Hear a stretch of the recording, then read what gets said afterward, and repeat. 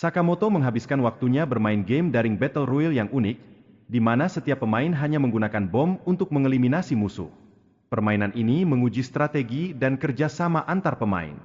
Setelah terjebak di pulau, Sakamoto mendapati dirinya menemukan tas berisi bom yang mengingatkannya pada permainan kesukaannya. Ia harus memanfaatkan pengetahuannya untuk bertahan hidup dan melawan ancaman yang ada. Dalam pertemuannya dengan Himiko, seorang gadis SMA yang juga terjebak di pulau tersebut, terlihat kontras antara kehidupan mereka. Sementara Sakamoto dikenal di dunia game, Himiko memiliki popularitas di lingkungan sekolahnya. Himiko mengajak teman-temannya untuk pulang bersama para pemuda, namun situasi menjadi menjadikan saat teman-temannya diserang.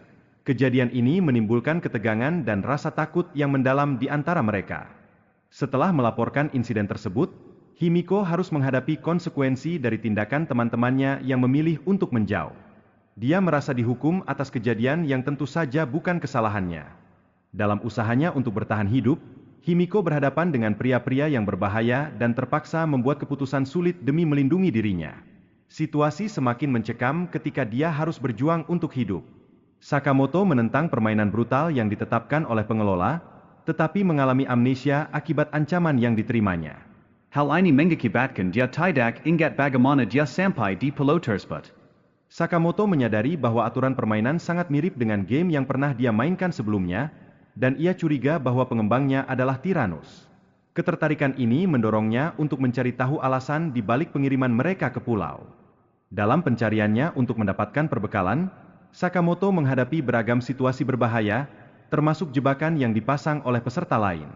Ini menunjukkan betapa kejam dan strategis permainan yang mereka hadapi. Sakamoto dan Taira menggunakan radar untuk saling melacak di tengah situasi yang berbahaya. Hal ini menunjukkan kekompakan mereka dalam menghadapi ancaman yang hadir. Sakamoto melakukan taktik dengan membuang tasnya untuk menghindari risiko dari bom yang menempel. Ini mencerminkan pengorbanan dan kecerdasannya dalam situasi yang kritis. Setelah berhasil mengalahkan bocah tersebut, Sakamoto memperkenalkan dirinya dan mengejutkan bocah itu. Ini menunjukkan bahwa reputasinya sudah dikenal di pulau itu. Sakamoto menyadari kesalahannya terhadap ibunya dan berusaha melindungi Himiko dalam situasi yang kritis. Langkah ini menunjukkan perubahan karakter yang signifikan dalam diri Sakamoto. Taira merasa bahwa situasi yang dihadapinya adalah karma atas tindakan buruknya di masa lalu. Ia merenungkan bagaimana perilakunya di kantor telah membuat banyak orang membencinya. Di tengah kekacauan, Sakamoto dan Taira harus menemukan cara untuk menggunakan bom dengan efektivitas yang tinggi. Ini mencerminkan pentingnya strategi dalam situasi darurat. Sakamoto berjuang melawan Miyamoto dan berhasil menghindari serangan yang dilancarkan.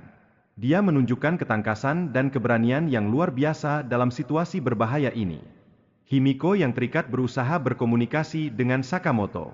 Meskipun dalam keadaan terdesak, dia tetap memberikan semangat serta harapan untuk menyelamatkan diri. Miyamoto mengatur bom untuk memancing Sakamoto. Pertarungan antara mereka menunjukkan ketegangan yang tinggi dan keputusan kritis dalam situasi yang berbahaya. Shiki memutuskan untuk mengubah catatan medis demi melindungi Dr. Masahito, namun tindakan itu justru berujung pada kesalahpahaman.